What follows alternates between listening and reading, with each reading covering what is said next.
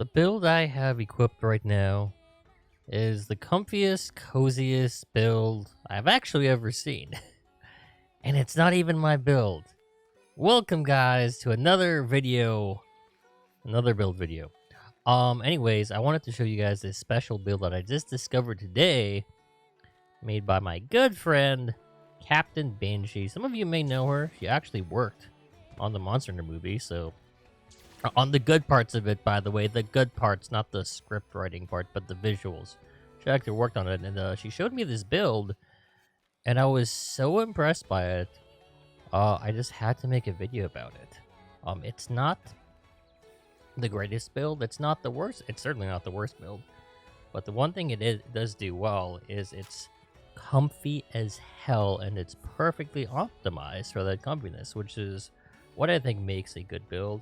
Not like just how much raw DPS it puts out, but how comfy it is, or how well optimized and comfy it is for your playstyle. And this suits your playstyle just right, apparently. So let me show you what this is. This is an Insight Glaive build.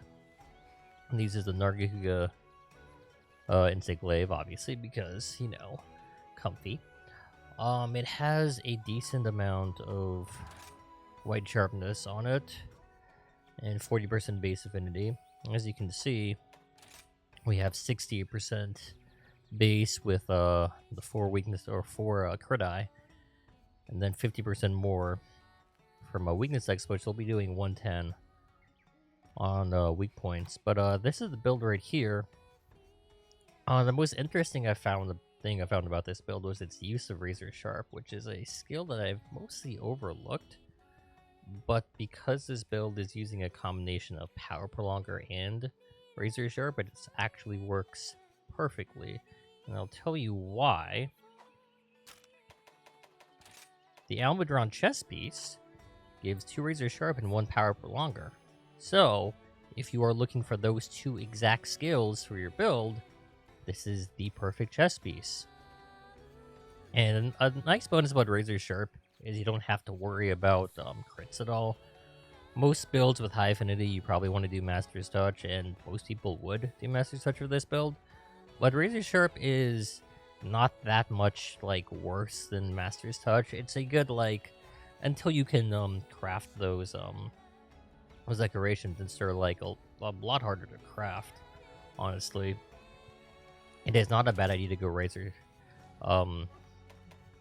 Razor Sharp instead, especially when using Tigrex weapons as well. You'll have some trouble keeping up that sharpness. So if you don't have a good protected polish talisman, because you'll have trouble slotting it in, having a Razor Sharp chest piece here, I would make it to where you only need one more level. And as you can see, about half of your hits will not consume sharpness, so you pretty much just double the sharpness of whatever weapon you're using. So this 30 hits turns to 60 hits. I believe that's 30. Yeah, that's definitely 30. So that's a decent amount. You know, Instinct Glaive tends to burn through sharpness, so that's a pretty decent amount. Another thing you'll notice about this build is it uses the Jelly Coil. This is basically copy-pasted her build, by the way, and I'm kind of explaining. Another piece it's using here is a Jelly Coil. Most builds will use, especially just meta DPS builds, will use Anti-Death Coil for attack. Unfortunately, there's really no way you can fit in 4 attack, which is typically preferred, especially with Nargahuga weapons. Unless you just have a Godliest of Godroll talisman. Unfortunately, I couldn't figure it out, and so at least without dropping a next thing. But this, if you want Part Breaker, this coil is the best in slot coil for Part Breaker. So if you're not using attack, there's really not that many other coils you can use. There's I think it's the Chrome Coil. Yeah, there's the Chrome Coil. It just has 2 slots, a level 3 and a level 2 slot, and a level 1. And there's the Anjanath Coil for meta DPS. And then there's this if you want Part Breaker, which is a pretty solid option, honestly. And you have these. These are the Ludrith Greaves. They give you a Power Prolonger and a level 3 slot. So there's 2 Power Prolonger here and 1 here. So most insect glaive builds, most people don't even bother with power prolonger anymore since the uptime is really is pretty good, and it's pretty easy to get your extracts now with bugs being able to pull 2 at a time. So most people don't use power prolonger and insect glaive.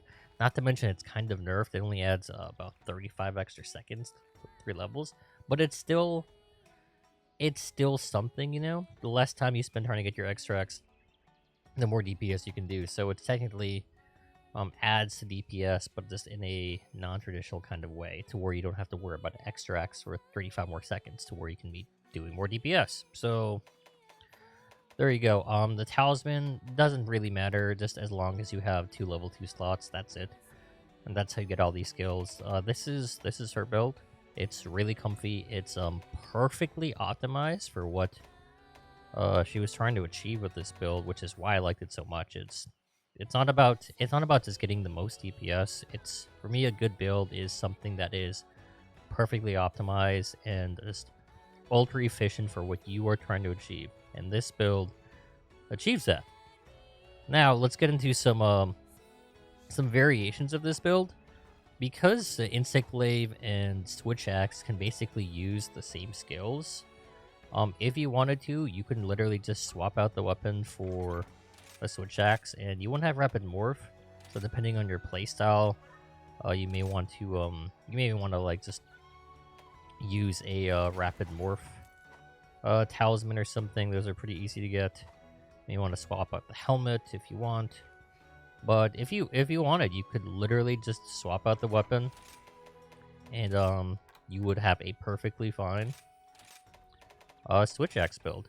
That achieves the same thing and has the same level of comfort. And this build would actually work best, I find, with Tigrex weapons, because with Tigrex, if you don't have Master's Touch, and even with Master's Touch, it's not going to be as effective as Nargacuga because of the negative affinity.